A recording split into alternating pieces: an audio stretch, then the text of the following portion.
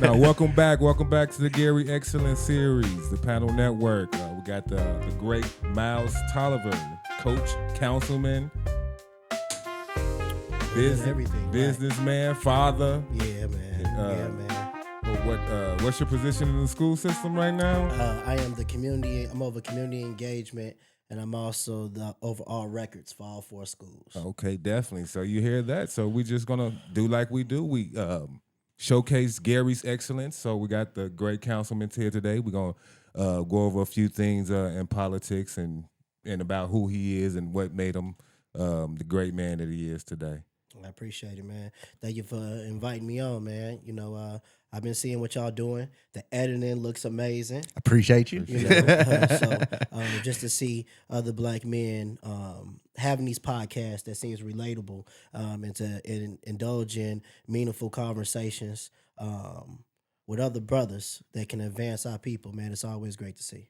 Definitely. We are about the advancement of our people. We trying to get Gary showcased in a different light with brothers who's actually doing things, and way that we can have an image and get behind the new mayor who's doing a lot of positive things, and just just show that we're ready for a change, pretty much. Change the perception for sure. Yeah, you got it. So tell us a little bit about what do you want to start with first? You want to go with so I know I met you from coaching. You was a great coach, right, for Portage. You took my daughters down to state a couple times, and so that's when I noticed, your interaction with the kids, like being a black man working like in a predominantly white area, So I know that was probably like a kind of struggle for you. Yeah, definitely. But you were kind of holding 2 jobs. You were working in the city of Gary, giving back, and also coming back to Portage. Yeah, man. It was something I wanted to do. So I've been coaching since 2012. Okay. All right. So for my first year, I actually coached at Roosevelt.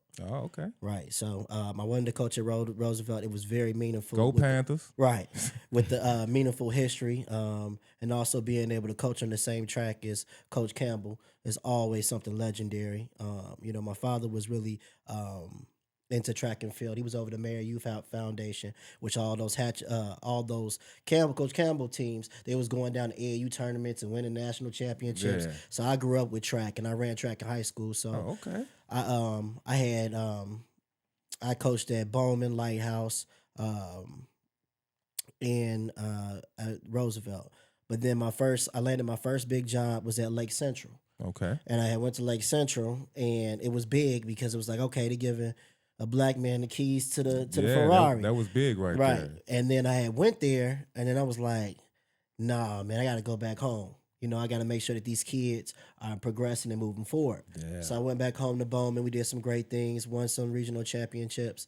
And then I'm like, you know what? If I get another chance at the DSC, I'm going to go to Portage. So I ended up going to Portage. But I just recently, because I work for Bowman now, and I just seen those track regional championship trophies in the trophy case. So those was yours? That was mine. Congratulations. I appreciate it, so brother. You leaving them wherever you go, huh? I'm leaving wherever I go, man. So the big thing, too, was to go to Portage because I was like, okay, these are our kids. They need to have they need to see their own people helping them and growing. I think that especially in Portage Township schools, what they miss a lot is the essence of knowing that your demographic is changing. Definitely. You have African-American kids, you have Hispanic kids, and representation is important. You can't have, and just to be blunt, you can't have just Caucasian people teaching black people because they don't understand the struggle or what they go to and every day. And it's just not about a count and just a head number and getting money for your corporation. You have to make sure that you're giving your students and your children in the community the best, put them in the best position to succeed. Definitely. Because these kids are actually moving to another city, which I might not agree with it, but they move to another city because their parents are like, this is the best education for them. Right. So you need to put them in the right, and put them in the right place. So that was the best. That's the reason why I went. I advanced the culture of that track program, moved it forward. Those sisters that was running them, young sisters, was the only people who was going to state. Yeah, definitely, because they didn't do nothing before you. No. And they broke every single record. Every record from the 100, 200 to 400, 4x1, 4x4. Let's give it up. Give it up. Give it up. We did that. We did that. We did that before 4 years. You know what I mean? So I wanted to plant a seed in them so that they could give back in the future. Okay. and now I landed a job at Crown Point. Okay, yeah, congratulations on that. Right, but we're gonna be coming back to the land real soon. Okay, man, it's hard working in them spaces, man. Yeah. I know how it is, man. They don't really give you the opportunity to show you so you can show them what you can do. To kind of try to handcuff you, and as soon as you step outside the box, it's like, So I do understand that. So Definitely. So transitions from coaching, I know you were like a dean at one point in the school. Yeah, so I was the dean of students at Lighthouse for like 4 or 5 years. Okay. Right. So I did that because I wanted to show them a black man as a disciplinarian, but also as a black man that can care, and show them it's a different way of me just yelling at you and doing things. I was making positive grounds by making positive behavior rooms where I was, as the dean, I was making game rooms where they can go play the PlayStation, everything, get their haircuts, get snacks, go shopping, just for them going to class on time. Yeah, I do remember you had the haircut program. I seen that on the social media. Yeah, so that was one of the big things that I did first, Then I had, when I was at Lighthouse, I threw a Tolliver Day. And the Tolliver Day was basically, I brought over 20 universities. I brought every trade. I had stores. I had shoe shops. I had elected officials. Girls was getting makeup done, haircuts, hair braided, that's everything, big, man. And it was like, that's big. I treated it like a college, right? So I'm thinking like, man, my favorite show growing up was A Different World. So when you come in, so I wanted to get them the essence of like, okay, you might not go to college, but I'm gonna give you a college feel where you can know if you're on the quad, you can go see this, that, and the third, open them up, wake them up. And then also see the elected officials saying like, Mama, if the lights are out, if the house burned down, Mr. Tolliver showed me who the Calumet Township assessor is. Now we can get those services. Or NIPS go out, Or you say, well, because I was also letting the kids go and get doctor's appointments in the building. I was bringing Methodists. They can go and find out about STDs. Man, I had everybody, and he was getting job interviews on the spot. It's amazing. Wow, bro, that's what we need. We need that. We need that at every school now. So we're gonna bring it back. I'm just gonna do it in a different capacity, though. Okay. But we're gonna definitely bring it back. Yeah, definitely, man. So what do you being a black man in the education system? Right. Like, I know that growing up, when I was in school, we really didn't have a lot, but the ones that we did have was very impactful. Right. Nowadays in school, like for instance, where my kids go, you don't have a black man at all in the whole school system. Right. So they don't have nobody to kind of vent to, or somebody who can relate to them or kind of show them, on an everyday basis besides me or coaches and things in life that, that we are who we are. So how do you feel like every day going into like the system, being a black man, knowing that you guys are rare and not a hot commodity, but a hot commodity because of the influence that you do have on everybody? So I'll just tell you this: representation, as I said before, really, really matters, right? So and why it's important for us to have not just black men as disciplinarians, but black men as instructors and teachers, because again, you're getting able to see your people in a different light. All right. So when we talk about representation, I knew what I wanted to be when I was like 6 years old. Right. So everything that you see me do, I either saw from my mother or my father. So my father was a teacher in the Garrett Community School Corporation for over 40 years. And he was the president of the Teachers Union. So when I saw how impactful he was and how everybody loved him, he did summer programs and track. I'm like, all right, I'm finna be a teacher. I don't want to do nothing else. I want to be a teacher. Wow. Then growing up, I saw my mother be an elected official over the Calumet Township Advisory Board. Okay. Then I saw my dad run for office and run for councilman at large. I saw all that. And then my sister worked, my father also worked. So you're just following in the footsteps. Man, bro, I'm telling you, my father was actually over Jesse Jackson's campaign in 88. Okay. And my sister did Obama's campaign in 08. Wow. Right. So I knew what I want to do, and I knew how impactful you could be, especially when you got the right mindset, And since we're on the political side, I want people to understand this. It's a great quote by I think his name is Zoran. He's running for mayor in New York, but he said, I don't have all the experience, but what I can give you is integrity, and I'm gonna do things the right way. And since we're sitting here, we're talking about that, I encourage every young person, to understand the political process and to understand how government works, right? Definitely. Everybody always talks about Trump, Trump, Trump, and we ain't gonna get into that. But what impacts you more than the national stage is your local government. You need to know what's going on. Who are the people that are making these decisions for you, creating these ordinances and your mayor and things of that sort, because these are where your tax dollars go. Definitely. Tax dollars go to education. Tax dollars go to your streets and your signs and stuff. But not to cut you off, but as Black people, we got to take advantage. We've been disenfranchised a lot because we don't take census and we don't vote. Right. So that's why we don't get the tax dollars that we say that should be implemented for us. So we need to get out there, take the census, make sure that we all are counted for, and we need to go out there and vote for these local politicians. And then I don't understand why they don't vote. Your people fought for you to be able to vote. Right. So for you to tell me that you don't care about voting, it don't matter to you, you're absolutely wrong. So things is getting ready to shift. And why I tell you that is now you look at things and I'm 35 and I'm getting ready, as the kids say, I'm getting ready to be the OG, right? Yeah. I'm the elder statesman. And You're the unk right now. Right, I'm the unk, right? So it's like now we're able to dictate how we want things to be. And the conversations that I've also had with elected officials is like, look, and I'll get to that story, but hey man, the way the city Gary looks now is not how it used to be 60 years ago. And the way that we're trying to progress, you might not have seen it before. Now, I want to learn everything from you, and I want to know what works and what does not work. But let me show you what progression looks like. Yes. And that's what the mayor's bringing, because when you see better, you'll do better. Definitely. And your mind gets able to shift. When he was senator, he was able to see other cities and how they govern it. That's why when he started off, and he's been in a Ferrari ever since, right? But people don't understand, it's like, he sees how everything is ran. So he just implemented stuff that he didn't see before and stuff that worked. So everybody like, man, he doing this.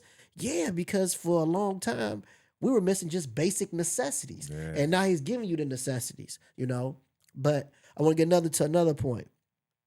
Again, it's important for you to know the structure of government. Because I saw somebody put on Facebook and say, well, the mayor is going ahead and he's, it's a big ordeal about him renaming Grant Street to Hatcher Boulevard. Yeah. Which people don't even know what the significance of that. Richard Gordon Hatcher was the first Black mayor of a major city in America. This is black culture. This is not nothing slight. This is Black culture, right? Yeah. With him being that guy, that's why you look up and you see the National Gary Political Convention in 1972 at Westside, because of a person like him. Yeah. Right? So people don't understand that. But I go back to say that they were talking about the lights and the streets paved, and they yelling at him. And I'm like, do you know who allocates the money for the streets and the lights to get done? People don't even know. The council people do. We allocate the money. So it don't matter what he want to do. If we all say no, he can't do nothing. Right? So you got to understand the political process. And you can vote for the best mayor, but unless we got a great nucleus of a council that is one nucleus that stands by the best interests of our people in our city, man, we losing traction. Yeah, but I think we do have a good council at this point. I think we're getting there. There's still a couple what we call old heads that need to retire, but and they got to understand too, I'm learning this, right? When I get older, I'm going to be the person to help build new leaders, and show them the way. So when it's time for me to pass the baton, ain't no flaws, right? Definitely. And I think that's what we have to do with these positions now, and say, hey, man, we got these 10-year plan. This is who we think might be the best person. Let's teach them everything so that when it's time to vote, these people are ready and we won't lose these spots, because we need this representation for this train to keep running, right? We do, definitely. So it's important about the state representative spots with Reagan Hatcher, or Mark Spencer as your state senator, or Vernon Smith as your state rep. Yeah, that's my mentor, Vernon Smith. Yeah, man. Or you talk about your Lake County Council. We got 2 people on the Lake County Council from Gary, and Charlie Brown and Ron Brewer. Yeah. So it's important that we have this representation, because if we lose it, then we lose our interest. That's true. What do you see as far as promising signs of revitalization in the city of Gary? Is there anything specific that you can point to that you can say, hey, here's a representation of the progress that's being made so far? Oh, man. Drive down the streets, you see the progress. Blight removal.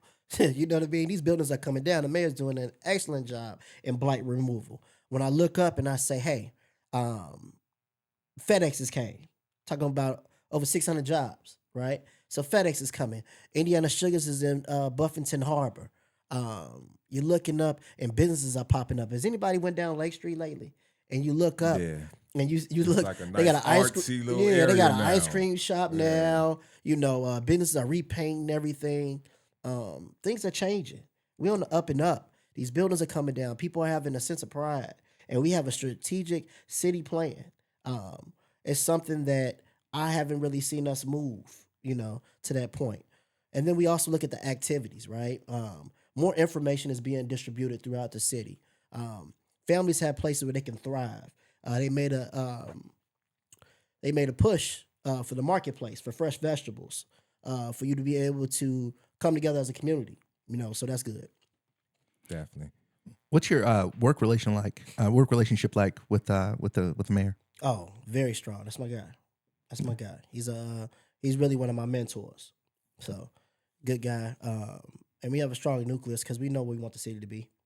And he's helping build new leaders, and I'm one of the leaders that he's helping to build. So working good with the mayor, what would be the process for somebody like me to come in and get one of these parks that's not being used revitalized? So let me tell you this. I don't know if when we talked about revitalization that you just pointed out, right? Mm-hmm. Go look at what's happening with the parks. Charleston Park is being repaved. Yeah, I've seen that. Brunswick Park I've seen redone. That. Marquette Park is one of your. So is that parks. the plan, just to get all of them, or is y'all? All the parks. Well, people have to understand too. We have a lot of parks. That's what I'm saying. Because it's like some that's been abandoned for over 20 years. I mean, I don't think those have a plan to get the population ain't what it used to be. Right. But go ahead. So what I'm asking is, with my youth organization, I would like to adopt the park. So you can adopt the park. It's a gentleman that adopted a park, and he put up $100,000 to without the $100,000. Well, see, the thing is, you can adopt the kids. Right, you can adopt the park, but you have to be able to have the upkeep of the park. Right, and to make sure that the park is up to, you know, again, it has to be up to par. You got to cut it, you got to take care of it. But that comes with the basics with it. But yeah, you can definitely because the organization that I was in growing up, the African American Achievers, we used to adopt the highways, and we'd go out and clean it up and cut it and make sure that it was good. You know, I think why not get the community involved in some of these parks and these areas, and have some of these organizations adopt the parks. Right. Well, and again, you can adopt them. So I want to say that too, but it's a lot of organizations that's doing it. Gary Community Partnership. Yeah. They cut a lot of vacant properties and they reconstruct parks. So when you go down Fifth Avenue by Horace Mann, that park by McDonald's, they was very influential in getting that park back up running. See, my plan would be adopt a park, but not me personally. It would be someone, let's say Glenn Robinson, he got a park. Everybody who's influential from Gary, their name will be on the park. They will adopt a park. They just got to put up some money, man, and want to invest back. Yeah, but we have to, as a city, we got to go to them and give them something to want to do. You know what I'm saying? So if we present something to them, I'm pretty sure they would like to have their name on the city. You know, nobody's just ever went to them in a proper proposal or in a proper way to say, hey, we got this program going on. Like for me, I say I always try to figure out ways that we can improve as Black men to get us as Black men on a whole different level. Right. So we have Black millionaires in entertainment, and we have Black millionaires in sports and things like that. Each one of those athletes and entertainers came from a neighborhood. Right. Why they don't have a YMCA or Boys and Girls Club with their name on it? It's up to the cities. Well, no, not necessarily, because, and we didn't bring that up. The Boys and Girls Club is being redone at Tolliver with pools and courts and stuff like that. But those are those investors. So that's the John Allen Boys and Girls Club, and they partnered with Methodist Hospital and everything of that sort. But it would be hard to get their name on the Boys and Girls Club, but as the city of like a city of Gary, we have at least maybe 10 professional athletes that's been to the pros. That's 10 parks. You know what I'm saying? But I would just tell them, you got to come back and give, right? So I look at a Johnny. You shouldn't have to come back and give. The city has to be the one to give out that olive branch. I get it. I get it. But you know what? With this administration, I feel like the olive branch is out there, and anybody that wants to work with the city, we've never been like, no, we're not doing it. Definitely. But I want to also see, and this is my personal opinion, I want to see an investment. So when I look at Alani Johnson, every year he does a football camp. That's why he gets a key to the city. Mm-hmm. Or Dana Evans that always does a basketball camp and always shows up for people at Westside. That's why we go and give a key. Or Freddie Gibbs always pops up. Yeah. You know, these are the people that we see every rip. You always see Freddie Gibbs always in the city throwing the pitch. Yeah, these people coming back. That's still 3-4 names right there that I'm not against them. We can get them going first. So my thing is, if we get the city or an organization that can give them a tax deduction, and it's this thing I call 10 for 10. So if you donate 10% of your check for 10 months, that'll be enough to fund a rec center in your city that you came from. Right. So if every celebrity from Gary, we contacted them, we get an organization behind them, get the tax breaks for them. You know what I'm saying? Right. It shouldn't be too hard for them to say, oh, I'll sign my name on, I'll come cut a ribbon, you know what I'm saying? Mm-hmm. And when they do that, that brings them back more because we're doing it every year. We're having an anniversary for them. You know what I'm saying? Yeah, I get what you're saying, but again, I be thinking about, Dre, I just think about the investment. Like Denise Williams, right, the Songbird, she has a mirror up, but she's also working to get us a rock and roll school. She shows up all the time. She's working. She's singing. That's because she's welcome. Right, but all of them are welcome, though, brother. They may be welcome now, but they wasn't welcome in the past. Yeah, but we can't. We shouldn't have never let them get out the city, is what I'm saying. I feel you though, but Dre, we ain't gonna cry over spoiled milk. Like we never even. We got a new gallon. Like right now, we're not even doing enough for Michael Jackson's legacy. Like right, but listen. Instead of that being Hatchard Boulevard, it could have easily been Jackson Boulevard, and that would have brought more tourists to the area. Because every time they came to Gary and Googled Michael Jackson, let's go to Michael Jackson Boulevard too. Right, but I mean, but then we don't have no shop selling Michael Jackson T-shirts. We don't have no home of Michael Jackson. Welcome to Gary. We don't have none of that. We just did a Jackson party. It was very successful. Chris Tucker was here. Kid Capri was here. That's Marlon and Jackie that's definitely a step. You know, so I mean, look, man, it's all about building and moving the right direction. And you have some great ideas. So I'm not trying to throw shade on what they're doing or what's not being done either by me saying that. Right. That's just something that I feel you're just like telling like it's more work that we can do, and I definitely get it. And it's not just the administration, it's business in the community. It's all of us. Right. We all have to support each other. So I just think about the 5th District, right, and the revitalization of the 5th District. You look at it, Roosevelt Pavilion looks totally different. Okay. All right. You look over there, the courts are redone. They're getting that together. They've cleaned up Roosevelt High School track. They painted over everything. The grass they cut. The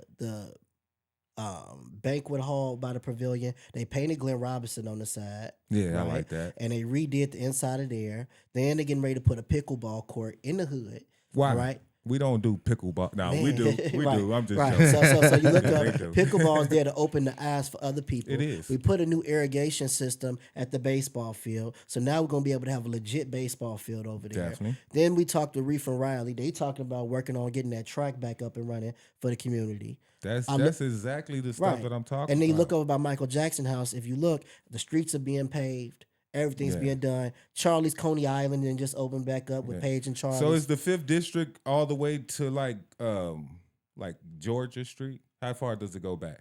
Man, I don't want to misquote. But they don't go all the way to Georgia Street. Does it go past Broadway? I think that's when you can start to get over to the 6. Okay. So that's the White Williams' territory. Yeah. So are you familiar with Calumet Green Space Company? I'm not. So I have rental property. I'm from that area over there. So I have a couple properties over there. Okay. And lots are available, but they're not available. So there's a company called Calumet Green Space that's purchased every lot Right. that's available in the whole, pretty much the 6th district over there. Right. Every abandoned lot, every house, and they've pretty much been in litigation with the city for over like 15 years. So they haven't done anything with it. So, which is a problem. Right. It's a major problem now because you see in the city, especially on the east side, all of these pockets of the developers coming in and they're rehabbing all these houses. Right. So property values is going up. Mm-hmm. Everybody's happy, but we got this little corridor right there where nobody can do anything. You can't get these properties. You can't even buy the lot because Calumet Green Space Company owns them all and does nothing with them. Mm-hmm. And then you have other firms that owns hundreds of properties that they don't do anything with out in California. Things like that they just leverage money and loans off of. Right. Well, I want to tell you this. This is why it's important for us to actually have financial responsibility so we can buy and obtain these properties. And it's time for our people that live within the city and resides in the city, that's from the city, to understand the resources that we have. So what makes Gary the most desirable, and I said it, the most desirable property in the state of Indiana. So, definitely. So they got the best infrastructure. Right. And I'm going to tell you why. There's not a lot of cities that you can say, right, that has an airport, a seaport, okay, I-65, 80, 94. So what I'm telling you is not only can we ship things by air, we can ship things by airport, we can ship it by roadways. Then I ain't tell you about the railroad, okay? Yeah. Then I didn't even tell you about how we have the Indiana Dunes. We have Lake Michigan. Yeah. You got the steel mill.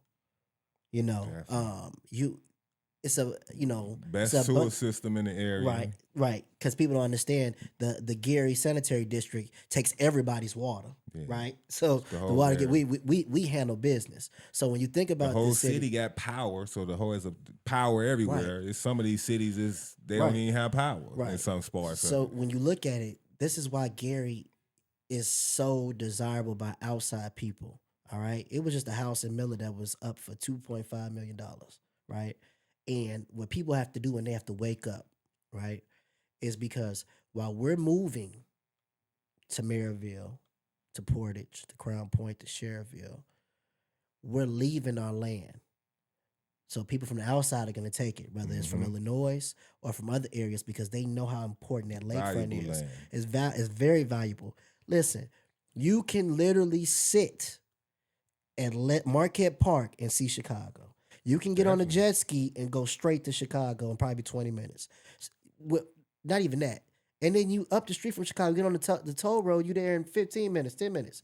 So what I'm trying to express to everybody is that we have all these assets. Know the valuable valuable things of the land that you're native of. Definitely. And don't miss out. Don't miss out. Gary is and the mayor says it all the time, we're going to be the greatest comeback story of all time. And people might not believe it, but every time you go to the newspaper, they're not talking about no other city, right? It's the reason why we got the Lake County Convention Center, right? We talk about that. We didn't talk about that. But not only did we rally as a people to get that convention center, but you looking up and we got the Hard Rock, got the convention center. Now we're getting ready to get 3 hotels and 2 restaurants. Then you look at those other corridors, you don't know, it ain't even telling who else gonna come, right? So when you talk about property value going up, man, when you look at that, Airbnb is gonna pop up, which we want to slow that down a little bit. But what about the people who saying now with the property value going up, it's gonna tax out the people who really can't afford it because there's not a lot of jobs around for them to actually make a higher wage. Right. So we don't want to ever get to that point where frankly we don't want to push out our senior citizens, right? But let me stack that. It is jobs around. Right, it is jobs. You don't want to push out your senior citizens, and you don't want to, they lose their houses and then their kids forget about it. Then you look up and somebody from Chicago, they made it as summer rental or something like that, right? So we don't want that to happen, but that's why it's time for us as a people to get financially responsible. Definitely. It's time for us to start saving money. Let them Jordans and let that Amiri outfit sit off to the side. Go get you a Nike Tech. You know, you ain't got to go get the Mercedes. Get you something that gets you from point A to point B. Stack some money up, right? Because when people are talking about, man, the food stamps going down, I'm thinking to myself, I understand everybody don't have the means, but for a lot of us, man, it's time for us to understand financial responsibility, right? Financial literacy, and know like, hey, we need to have a rainy day fund because, especially as a black man, we need to understand too that we got families to take care of. We're a provider. And we don't want to get to the point where we don't have no money, where we got to start robbing each other and hurting each other. Yeah. We need to make sure that we have our resources and always have a backup and always have a plan. And it's time for us just to honestly understand the importance of home ownership and definitely and really, you know, start to take finances really, really, you know, to account. Yeah. What are some of the challenges in bringing those businesses here to the city? Or is it something that they're reaching out for, or is it something that you know the administration is really doing the work to bring them here? So it's really businesses are coming and they're reaching out. They're reaching out because now it's not as hard as it used to be to go and get properties in Gary. It's they see that it's on the up and up. Things are moving forward. You know. We put out and I want to misspeak, but I forgot what it's called. My mind went blank. But we put out information for people that want to redo the Genesis Center, and we got about 3 or 4 people coming. But we tell them, look, if you get it, you got to fix it up. You have a real plan and see how you're going to obtain it. But people want to come because they understand again how important this land is in Gary, and they see the direction that we're going in. So, man, it's not hard, you know. A Dunkin' Donuts just opened up in Millie yesterday. People haven't seen those. When you start to see them type of franchises coming, you start to say, okay, things is happening. Yeah. You know, when you look up, and Popeyes then came back on Grant Street. You know, yeah, we got a brand new Popeyes coming. But we also look at that and say, okay, we still need some healthy food options, right? Because, you know, and we still need to get a desirable grocery store like a Whole Foods or something like that, which comes in time. But what the administration has been tough with is making sure that these businesses that are serving us food, these grocery stores are up to code. Because if they're not up to code and they're giving us poor services or the food's not right, we shutting them down. I like that, man. You know, so, and on that note right there, man, it's like I've said it so many times. In our city, we have the Asian people with all the beauty supplies who don't put nothing back in our community, and we have these Indian people who own these gas stations and they don't put anything back in our community either. They've been there for years. They're sucking us dry. But the only reason they're able to do that is because we're not supporting our own businesses. Right. So when we do open up a businesses, we still choose to go to them. We ain't gonna be able to defeat them if we keep patronizing their businesses. They don't do anything in the community. I never seen them at a parade. I never seen them giving any money back. Well, I also think it has to get out of the mindset, which this generation is changing it, but you have to get out the mindset saying that we're workers instead of being the person that creates the business. I'm the boss, definitely. Right? So when we look at it, we're like, you know how you stop all that drama? You go and you get some people together and show them, this younger generation, how to open up a business. Mm-hmm. How do you get loans, EINs, and you know things of that sort, right? That's when you start to get that developed, and then we go and say, okay, now we got a black-owned beauty supply store on Broadway, right? Hey, y'all, listen, we doing a blackout. Right. We not supporting nowhere else. We buying our wigs, our everything else, our hair supplies, do-rags. We buying it from one centralized location. That's what we need to do. If you look up and, you know, and we want to support our people, you know, you just look up and you say, hey, okay, that's what we're doing. People got to go, right? But that's not to say that I don't want them in the city, because I would never say that, you know what I mean? Because they're still giving out a service. But I would love to see our people, my young brothers and sisters, to take that leap to say, you know what, I can be a business owner. I can do this. You know, Gary still is a unique city. We still majority black. It's a chocolate city. You don't have that around there in the country like that. So we still can do something special. Yeah, we can have our own Wall Street. You just got to support each other. By having the right mindset. By having the right mindset. Great leaders like you in the school system, molding the kids, man. Yeah, man. You know, and really to have that, you know, have those examples. I think the examples are very, very important. And it's for people to also understand that when you see these leaders out here, remember that they didn't always have it figured out, right? The problem was, I mean, the big thing about them was that they just never quit.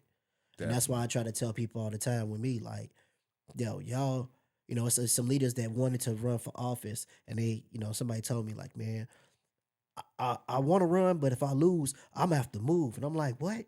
Like, man, I lost. Listen, I lost 3 times in a row, but people had to look. I'm like, look, I got longevity. I'm long winded, right? You're gonna respect my passion. If it don't work this time, I'm burn it back down and build it back up. But you're gonna see me. You don't have a choice. And it's not arrogance, but it's to the point that I'm a firm believer that I believe in myself and I believe in my ability. And that's why I try to give out to everybody else. Like, it ain't how you start, it's how you finish. Definitely. Right? And we are a unique people because folks in Gary, we are truly concrete roses, right? So we know how to fight adversity from the beginning. I don't care what your upbringing is. Gary gives you that type of, you get in that mode, right? That's why we were some of the best athletes in the state, because we know how to go that extra mile. But I go back to tell everybody, like, you got to be okay with a loss, which it's really not a loss, it's a lesson. And anything you want to do, all you gotta do is have a strategic plan and understand that things are not gonna always go the way you want it. But if you keep on working hard, it's gonna be light at the end of the tunnel. Definitely. I even look at, like, with the radio show, I told Coles, I was like, man, because people never thought the show would last that long. And I'm like, man, just wait, right? We got to figure it out, but change the format. Like, the young brother just told me, like, bro, I changed the lighting. We made some room here. Like, as long as everything keeps progressing, right? The possibilities are endless, man. Definitely, man. What's a measurable goal within the next, like, 5 years, just from your perspective? Right. Something that you want to see for the city of Gary. What's something measurable that you think that will push us in a good direction? A measurable goal for us, and I think the most important thing is for us coming together, having accountability. Again, understanding the resources that we have. I think for us to start to have a sense of pride in our city, I think it starts there. And again, when I talk about accountability, I talk about the parents at least going up to the school and getting your child's report card, progress reports, right? Yeah. And doing those after school activities and taking your kids to sporting events and go to the club on a Saturday and Friday. You could definitely go to that football game on a Sunday or go to that basketball game at 9 a.m. Or go to that band concert or that theater concert. That's my goal in the next 5 years, to get this younger generation to understand, like, if we don't fix this now, it's going to keep on being a reoccurring cycle, right? Mm-hmm. We're losing the pride of being a black man, a black woman, and having that joint unity, and growing together and working together and having that village that can raise our children. And build these new business leaders and these new leaders in our community. So that's my goal, is for us to start to get the passion and get the love for our community again. Definitely. Absolutely. Do you think black people deserve reparations? Man. Dre gonna hit me with the reparations, man. Man, listen, man. Look, man, it's a topic. It's a real iffy topic. I think our people have not had a fair shake for a long, long time, and still to this day, our people will start the race. The gun goes off, and we still got somebody pulling our T-shirt while other ethnic groups are able to sprint out and get the head start. Definitely. But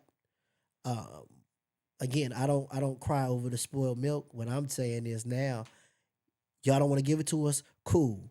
But I'm about to do the underlining work so that we don't need to ask nobody for nothing. Build our own black banks, get our own black. But the reparation don't have to be cash. It can just be, leave us the hell alone. Let us do our thing. Yeah. That's a problem they can't seem to do. Every time we do something, they kind of sneak in and kind of infiltrate. Leave us alone. Yeah, I don't know, Dre, but I think that we ought to get to the point for us to understand the accountability portion, right? Because that's when we can get back to the essence of what our people can truly be and get to the point, right? And I know people like it's a difficult conversation. People be like, man, I ain't trying to hear that, right? Give us what we deserve. And I'm like, man, listen, could you imagine, right, if we took our children's education more seriously? Could you imagine if we started to work together? Could you imagine if you do the simple things on checking on your people, checking on the mental health? Could you imagine if you helped your brother, once they get to a point to get better jobs and again to educate each other and push each other to trades, uh, bring back the two-parent household where people love each other and kids are able to be nurtured in the household. Nuclear family. Right. So when you look at that, sound like a conservative, man. I sound like I want. That sound very Republican, don't it? The values that he just said, those are all Republican values. No, bro, that's the values that I'm stating are the values that I was able to see when I was growing up, right? So I look at you grew up in a conservative house. Well, I mean, I grew up in a household where my mama would cook, but she was also working. My dad was a strong black man, but my dad would give my mama his check and she would go and take care of everything and she would buy him everything and stuff like that. Like I learned how to love and take care of a woman from my father, right? And I remember watching, and that's why I love the 90s, right? I remember watching these sitcoms where black love was always seen, right? And beautiful black love stories, right? We don't see that no more. At all. So that's what I'm saying. Like, we gotta get back to the essence. Like, Dre, you remember, man, back in the day, your neighbor could whoop you if you was acting a fool. Yeah, definitely. Right? Or your mama would tell you, hey, Miss Parker down the street called me. She needs some sugar or an onion or a tomato, and you go walk down there. Or get swatted at school. Right. You get it, right? And the teachers that was in your building, your siblings had, right? Yeah. Or you look up and you knew that the street lights was coming on, everybody was running home. Right? Yep. Because people knew that you don't disobey your parents. You honor thy mother and father. That's right? our culture. And your mother and father is no longer your friends. You're not smoking and drinking with them. Right. But you understand that those are the people that love you and is trying to nurture you to be the best person you could be. But remember, that ain't your friend. That's your mama and your daddy. Right. So that's the essence that I'm saying for us to get back to. And that's how we can build our community, because we're lost in that sense. Mm-hmm. We're lost in that sense. And we don't understand.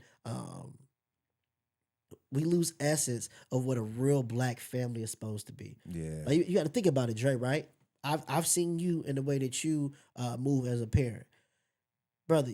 You go home, you relax, wife to cook dinner, y'all checking kids' homework. You took the kids to practice. You know what I'm saying? You make sure the kids is good. Everybody together, able to see their dad. You ain't out all night in the club, right? You know what I mean? You're doing activities. The kids can go swim in the backyard. You're having fire pits. You're coaching your kids. Definitely. That's the things that our community is missing. You're going out to eat with your parents, or you come back and just simple things of fellowship. Heck, you brought another black man in your house, and we sitting there eating, enjoying each other camaraderie, but they also seeing like, all right, the coach from the community is in the household. Now we got this partnership. Or you look at another coach from another community, and that's when we start to bring our resources back, and that's the village. Because then when you bring them village people, the village coming back together, your kid acting a fool, I can go and check them. Like, man, look, I'm finna call your daddy, man. For real. You know what I'm saying? You check him yourself. You already know. Right. So that's what I'm saying, Dre. Like, we got to get back to that point before we knew what worked. And we're getting away from what worked. Yeah, that's true, man. We did get away from what worked. You know what I'm saying? And I think that we were under the impression, since our parents was harsh on us, a lot of them, you know what I'm saying, we got to the point where it was like, well, I don't want to be as harsh as them. And then the whole generation just came out with no morals. Right. Guidance. So it's like... Right. Yeah, we got to get back to it. The nuclear family really means something. Like, you do have people just not even with no intentions on being with the person, sit up and have babies and leave and stuff. That's why we got to break the cycle. And I try to tell the young men when they be asking me for advice, and I always try to tell them, like, because before you get physical, make sure y'all can get together on a mental and spiritual level. You know what I mean? Get to really know somebody. Definitely. Because it's one mistake, that's 18 years, and if you have a volatile relationship that affects the kid's upbringing, and what you're doing is you recurring the cycle again of not having a two-parent household. So, like, young brothers, start to learn yourself. You know, get to know yourself and love yourself before you even think about loving somebody else. They don't know themselves. They don't know how to be alone. You got to be alone. You got to be able to be a leader, man, because being the man of the house, that means when everything goes down, when these lights go down, that water get cut off, you're going to have to find a way. For real. You have to find a way, you know. And again, get out and get it. You got to get out and get it, man. Being a provider is something very, very important. Definitely. Well, we appreciate you. We appreciate you stopping by. Definitely. Thank you for blessing our studio. Thank you for all the knowledge and wisdom. Absolutely. Thank you, Dre, for setting all this up, man. No problem. It's amazing. But we definitely appreciate the ability to show off, the excellence that we have just around the block, right here, right where we live. So, definitely. Man. Is there anything that you wanted to say before we get out of here? Nothing too much, man. I got a couple things coming up. On November 12th, I'm doing a assessing property taxes, and I'm also doing just taxes and assessing properties, period. And that's going to be at the Marquette Park Pavilion. And that's going to be with your Lake County Assessor, Latanya Spearman, Jacqueline Collins, your Calumet Township Assessor, and then Chris Harris over redevelopment. I'm going to be doing that. Talking about them, man. Right. That's a whole nother conversation, man. So that's dealing on with November, them at the county. Yeah. So that's on November 12th. And then tomorrow, we didn't get into that, but I'm also doing another food drive. So I'm giving away a whole bunch of food at Roosevelt tomorrow at 11 p.m. Amazing. 11 a.m. rather. 11 they out of school tomorrow, ain't they? Yeah. So I'm giving, but this is for the whole community. So all of Gary, we got the food bank. I partner with them. We'll be at Roosevelt with Gary Fire Department, Gary Police Department. I'll be giving out food. That's what's up, man. And getting stuff together, bro. So definitely, man. I just want people to stay tuned. Check the social media. Check the City of Gary page. And help us move forward. Yeah. And like I always say, man, it don't take nothing to love each other and be nice to each other. Cool, man. We just wanted to give you another round of applause for all the big Appreciate things it. you're doing in the city, man. Appreciate it, man. Absolutely. Thank you for giving what you give to the city, especially to the youth, man. That's the most important thing, man. And that is being recognized. That's why we want to have you here so we can give you your flowers and let the city know who you are. If you don't know who Councilman Tolliver is, you know now. Gary Excellence Series. I appreciate it, bro. For sure. All right. Thank you so much. Yep.